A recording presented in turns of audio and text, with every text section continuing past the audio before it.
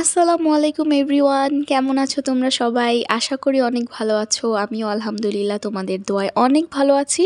কিন্তু আমার ফেসের অবস্থা একটু খারাপ, অনেকগুলো পিম্পল হয়েছে আর ওগুলোর দাগ রয়ে গিয়েছে আমার ফেসে। যাই হোক, সমস্যা নেই, মেকআপ তো আছেই। তো আজকে আমি একটা বিয়ের অনুষ্ঠানে যাচ্ছি। সাজুগুজু করার আগে 1 কাপ চা তো খেতেই হয়, কারণ চা হচ্ছে আমার এনার্জি বুস্টার। চা না খেলে আমি কোনো কাজ করার এনার্জি পাই না। চা ছাড়া লাইফ ইম্পসিবল। আমার মতো চা পাগল কে কে আছো কমেন্ট করে জানাও। তো আমার ছোট বোন আমাকে 1 কাপ চা রেডি করে এনে দিল। সেটা খেতে খেতে আমি একটু স্কিনটা প্রিপেয়ার করে নিচ্ছিলাম। মেকআপ করার আগে সবসময় আমি একটা ময়শ্চারাইজার ব্যবহার করার ট্রাই করি, আর এই ময়শ্চারাইজারটা দিচ্ছিলাম আর ছোটোবেলার ফেয়ার অ্যান্ড লাভলির অ্যাডের কথা মনে পড়ে গেল। ছোটোবেলায় আমরা টিভিতে ফেয়ার অ্যান্ড লাভলির একটা অ্যাড দেখে এরকম করে ফেসে ফেয়ার অ্যান্ড লাভলি ক্রিম মাখতাম। মেকআপের আগে স্কিনে ময়শ্চারাইজার দেওয়াটা কিন্তু অনেক important, so don't forget it.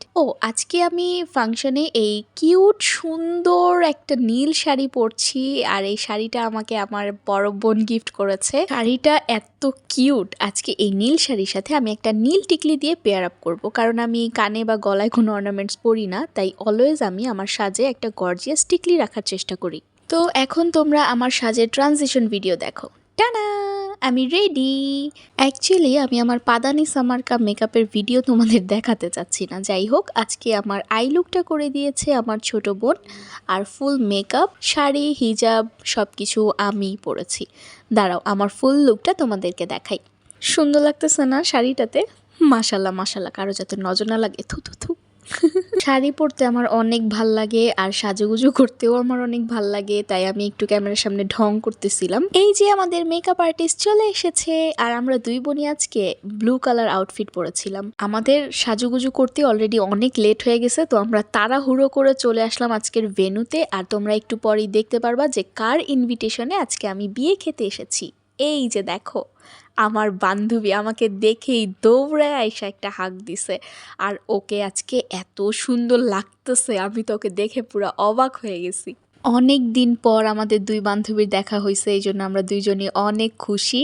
আর আজকে আমি এসেছি আমার বান্ধবীর ছোট ভাইয়ের বিয়ের রিসেপশনে। এই তো আমাদের সুস্মিত ছোট ভাই বড় হয়ে গেছে, বিয়েও করে ফেললো, আর ওর কিউট বউ এত সুন্দর লাগতেছিল ওদের দুইজনকে, আমি জাস্ট তাকায়াছিলাম।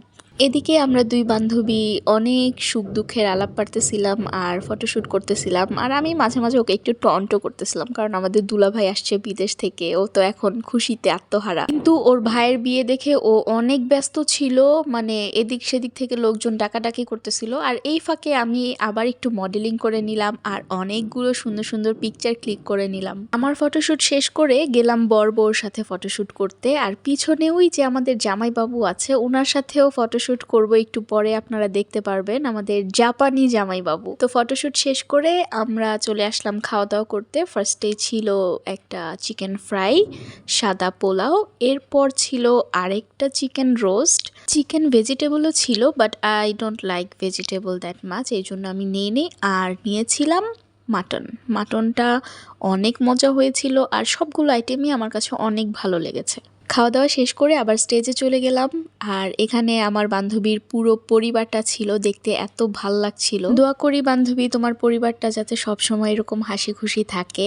আর এই যে জামাইবাবুকে অবশেষে আমি বাটে পাইছি, আমাদের দুলা ভাইকে, তাই আমি ওনাদের দুইজনের মাঝখানে দাঁড়িয়ে জাতির উদ্দেশ্যে ভাষণ দিতেছিলাম। আরেকটা কথা গাইস, আমার বান্ধবীর ফেসে আপনারা যে গ্লেজ দেখতে পাচ্ছেন, এটা কিন্তু মেকআপের কারণে না, এটা হচ্ছে ওর হাজবেন্ড দেশে আসার খুশিতে। দুলা ভাই কিন্তু অনেক মজার মানুষ, আমরা অনেক হাসাহাসি করছি একসাথে, অনেক ভালো সময় কাটাইছি।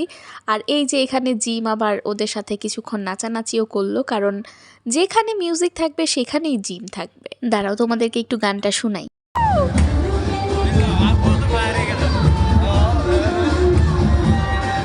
তারপর আমিও গিয়ে ওর সাথে জয়েন করলাম, আর দুই বোন মিলে একটু নাচানাচি করলাম। অনেক সুন্দর একটা সময় কাটালাম। আমার বান্ধবীকে অনেক অনেক ধন্যবাদ এত সুন্দর একটা অনুষ্ঠানে আমাদের দুই বোনকে ইনভাইট করার জন্য।